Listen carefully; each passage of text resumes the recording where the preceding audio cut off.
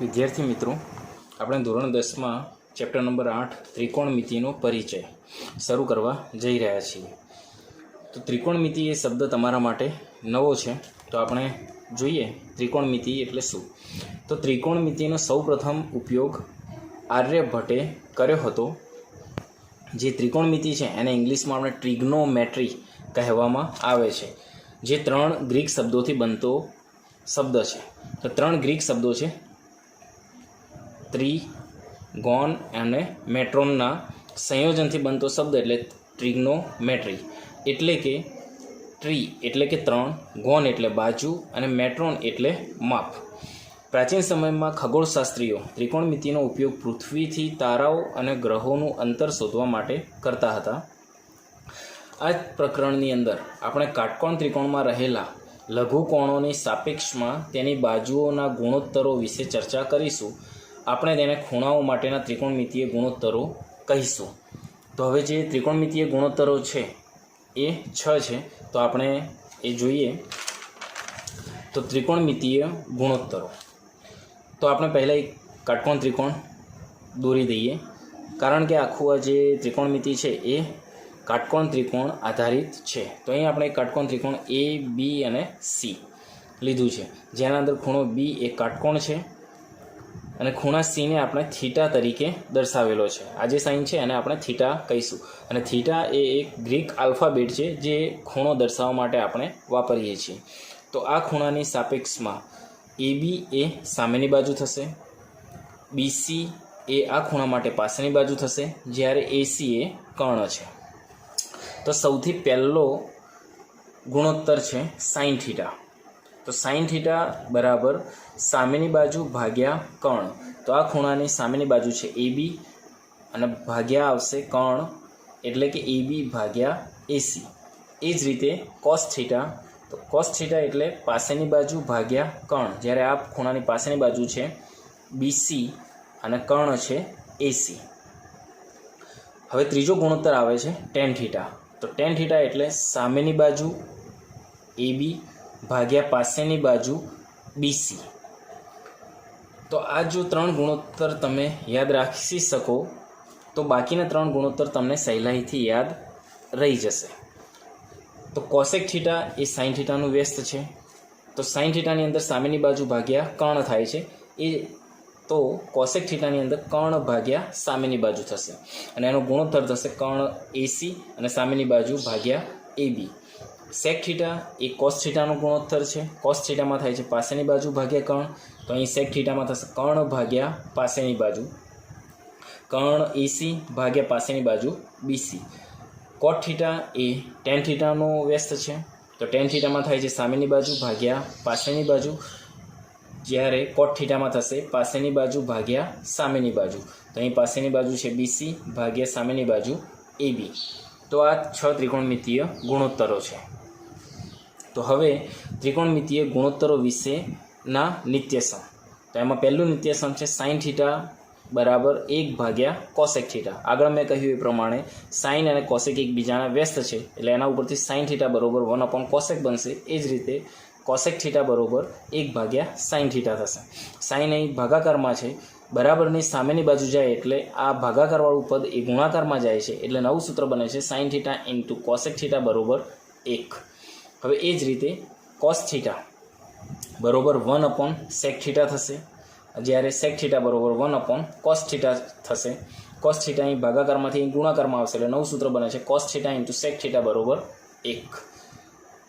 એ જ રીતે ten theta બરોબર 1 કોટ થીટા, જ્યારે કોટ થીટા બરોબર 1 ટેન થીટા થશે. તો હવે ટેન અને કોટ એકબીજાના વ્યસ્ત છે, એટલે અહીં એક સૂત્ર બને છે ટેન થીટા ઇન્ટુ કોટ થીટા બરોબર 1. હવે ટેન થીટા બરોબર સાઇન થીટા ભાગ્યા કોસ થીટા, અને એ જ રીતે કોટ થીટા એ ટેનનું વ્યસ્ત છે, એટલે અહીં થશે કોટ થીટા બરોબર કોસ થીટા ભાગ્યા સાઇન થીટા.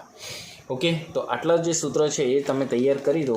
તો આગળ જે 8.1 છે એના ઉદાહરણો અને એની એક્સરસાઇઝ આખી તમે સોલ્વ કરી શકો છો. તો હું તમને હવે આપણે ઉદાહરણ ઉપર લઈ જાઉં છું. તો ઉદાહરણ, તો તો એક ઉદાહરણ આપણે લઈએ. ત્રિકોણ એબીસીમાં એસી બરાબર 5, બીસી બરાબર 13, ખૂણો એ બરાબર 90. તો ખૂણા બીના તમામ ત્રિકોણમિતીય ગુણોત્તરો મેળવો.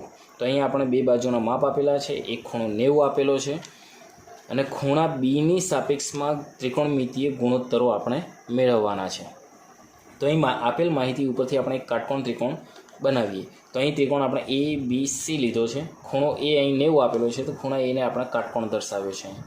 તો હવે ત્રિકોણ એબીસીમાં ખૂણો એ 90 હોવાથી પાયથાગોરસના પ્રમેય પ્રમાણે બે બાજુના વર્ગોનો સરવાળો બરાબર કર્ણનો વર્ગ એવું થાય છે. એટલે અહીં આ એસી અને એબી બંને બે બાજુઓ છે. તો અહીં થશે AC square plus AB square બરાબર બીસી સ્ક્વેર.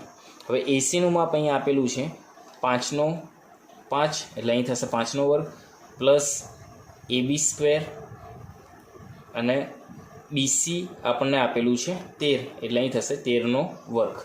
તો હવે 5નો વર્ગ અહીં થશે 25 પ્લસ એબી સ્ક્વેર અને 13નો વર્ગ થાય છે 169. હવે આ 25 અહીં આ બાજુ છે તો એ બરાબરની સામેની બાજુ જાય છે એટલે આ પ્લસમાંથી માઇનસમાં કન્વર્ટ થશે. એટલે અહીં થશે એબી સ્ક્વેર બરાબર 169 માઇનસ 25. તો એબી સ્ક્વેર બરાબર થાય છે 144. તો બંને બાજુ હવે આપણે વર્ગમૂળ નીકાળીએ તો એબી બરાબર આપણને મળે છે 12, જે આપણે અહીં દર્શાવેલા છે. હવે અહીં આપણો પ્રશ્ન મેઇન એ હતો કે ખૂણા બીના તમામ ત્રિકોણમિતીય ગુણોત્તરો મેળવો. એટલે ખૂણા બીની સાપેક્ષમાં આપણે શોધવાના છે.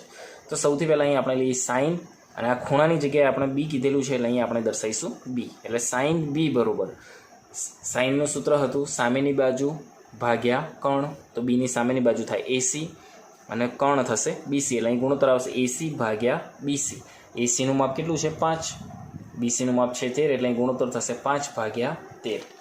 હવે એ જ રીતે કોસ બી તો એના અંદર સૂત્ર આવે છે પાસેની બાજુ ભાગ્યા કર્ણ. તો બીની પાસેની બાજુ થાય એબી અને ભાગ્યા કર્ણ આવશે બીસી. તો અહીં થશે 12 ભાગ્યા 13. હવે tan બી તો tanનું સૂત્ર છે સામેની બાજુ ભાગ્યા પાસેની બાજુ. તો બીની સામેની બાજુ છે એસી અને ભાગ્યા પાસેની બાજુ આવશે એબી. એસીનું માપ છે 5 અને એબીનું માપ છે 12 એટલે અહીં ગુણોત્તર થશે 5 ભાગ્યા 12. હવે આગળ આપણે જોયું એ પ્રમાણે કોસેક એ સાઇનનું વ્યસ્ત છે. તો કોસેક એટલે કર્ણ ભાગ્યા સામેની બાજુ. તો અહીં ગુણોત્તર થશે બીસી ભાગ્યા એસી. એના માપ મૂકીએ 13 ભાગ્યા 5. એ જ રીતે સેક એ કોસનું વ્યસ્ત છે એટલે અહીં સેકમાં ગુણોત્તર થશે કર્ણ ભાગ્યા પાસેની બાજુ એટલે બીસી ભાગ્યા એબી બરાબર 13 ભાગ્યા 12. એ જ રીતે ટેનનું વ્યસ્ત છે કોટ. તો કોટનો ગુણોત્તર આનાથી વ્યસ્ત થશે એટલે કોટ બી બરાબર થશે એબી ભાગ્યા એસી. એટલે કે એબીનું માપ છે 12 અને એસીનું માપ છે 5. હવે આગળ જોઈએ નેક્સ્ટ ઉદાહરણ 1 આપણે જે ટેક્સ્ટ બુકમાં છે તે. તો હવે ઉદાહરણ 1ની અંદર આપેલું છે આપણને જો tan એ બરાબર 4 ભાગ્યા 3 હોય તો ખૂણા એના અન્ય ત્રિકોણમિતીય ગુણોત્તરો શોધો. હવે અહીં ખૂણા એ માટે એક ગુણોત્તર તો ઓલરેડી આપણને આપેલો છે tan એ, અને અહીં આપણને પ્રશ્ન કરેલો છે કે ખૂણા એના અન્ય એટલે કે આ tan સિવાયના બાકીના 5 ગુણોત્તર આપણે શોધવાના છે. તો હવે અહીં આપણે એક કાટકોણ ત્રિકોણ ડ્રો કરીએ જ્યાં એ બી સી એક કાટકોણ ત્રિકોણ આપણે લીધું છે. હવે અહીં આપણે ગુણોત્તર જે આપેલો છે ત્યાં ખૂણો એ દર્શાવેલો છે. તો એ ખૂણા સિવાયના તમે કોઈ પણ ખૂણો કાટકોણ દર્શાવી શકો છો, પરંતુ આ જે અહીં આપેલો હોય છે એને તમે દર્શાવી શકતા નથી, એને તમારે લઘુકોણ જ રાખવો પડે છે. તો અહીં આપણે એબીસી નામ આપ્યું છે અને બીને આપણે કાટકોણ દર્શાવ્યો છે. તો હવે અહીં tan એ બરાબર ગુણોત્તર આપણને આપેલો છે 4 ભાગ્યા 3. હવે tan એ બરાબર શું થશે સામેની બાજુ ભાગ્યા પાસેની બાજુ. તો ખૂણા એની સામેની બાજુ છે બીસી અને પાસેની બાજુ છે એબી. તો અહીં થશે બીસી ભાગ્યા એબી બરાબર 4 ભાગ્યા 3. હવે આ એબી ભાગાકારમાંથી સામે જાય એટલે અંશમાં જશે એટલે કે ગુણાકારમાં, અને 4 અંશમાંથી અહીં આવશે છેદમાં એટલે અહીં થશે બીસી ભાગ્યા 4. એબી ઉપર જવાથી અહીં થશે એબી ભાગ્યા 3 અને એના બરાબર આપણે કે અચળાંક ધારીએ કે ગ્રેટર ધેન 0 એટલે કે કેની વેલ્યુ 0 કરતાં મોટી છે. હવે આ બંનેને કે સાથે આપણે સરખાવીએ એટલે બીસી ભાગ્યા 4 બરાબર કે અને એબી ભાગ્યા 3 બરાબર કે. તો હવે 4 ભાગાકારમાંથી અહીં ગુણાકારમાં આવશે એટલે BC બરાબર આપણને મળે છે 4K અને અહીં 3 ભાગાકારમાંથી અહીં ગુણાકારમાં આવશે એટલે AB બરાબર આપણને મળે છે 3K. તો BC અને ABની વેલ્યુ આપણને મળી ગઈ, પરંતુ ગુણોત્તર શોધવા માટે આપણે ત્રણેય બાજુઓના માપ હોવા જરૂરી છે. તો હવે ત્રીજી બાજુ આપણે એટલે કે જે કર્ણ છે એ શોધવાની છે. તો હવે ત્રિકોણ ABCમાં પાયથાગોરસ પ્રમેય પ્રમાણે આપણે લઈએ તો AC² બરાબર AB² પ્લસ BC². તો ABનું માપ આપણે શોધેલું છે 3K એનો કૌંસની બાર વર્ગ પ્લસ BCનું માપ છે 4K એટલે 4K એનો કૌંસની બાર વર્ગ. તો 3નો વર્ગ થાય 9K² પ્લસ 4નો વર્ગ થશે 16 અને Kનો વર્ગ. હવે આ બંનેનો સરવાળો કરો એટલે 16 ને 9 થાય છે 25 અને K² આવશે. તો આ બંને બાજુ વર્ગમૂળ નીકાળો એટલે AC બરાબર 5K.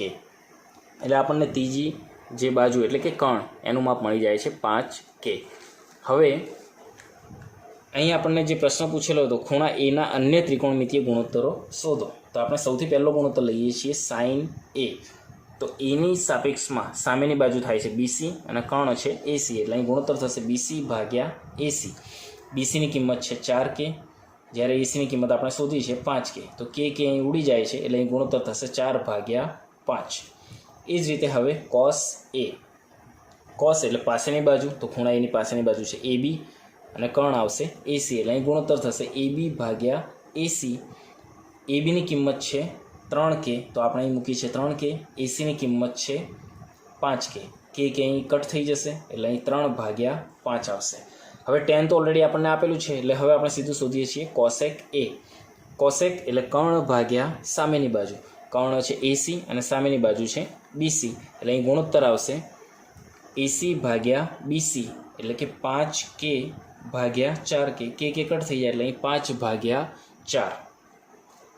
હવે એના પછી આવે છે ગુણોત્તર sec A. તો sec એટલે કર્ણ ભાગ્યા પાસેની બાજુ. તો કર્ણ AC અને પાસેની બાજુ AB એટલે અહીં AC ભાગ્યા AB.